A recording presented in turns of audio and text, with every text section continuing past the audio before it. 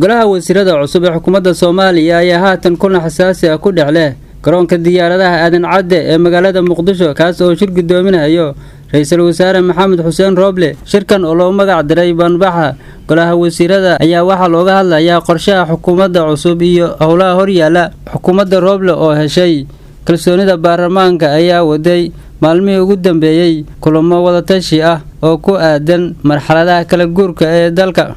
madaxweynaha Hirshabelle Maxamed Cabdi Waare ayaa ku dhawaaqay inuu iscasilay isagoo sheegay inuu salugsan yahay qaabka loo wado dhismaha maamulka cusub ee Hirshabelle. warqadda iscasilaadda oo la soo gaarsiiyay warbaahinta ayuu Waare ku sheegay in dhismaha maamulka cusub ee Hirshabelle lagu wado si degdeg ah taasina keeni karto xasilooni darro siyaasadeed. dadweynaha Mareykanka ayaa intii ugu dambeysay maanta u dareeray goobaha codbixinta ayagoo dooranaya madaxweynaha xiga ee dalka 4 sano ee soo socota.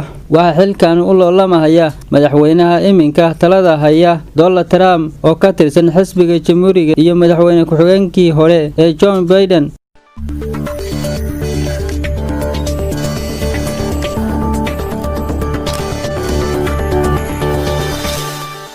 Audio Jungle.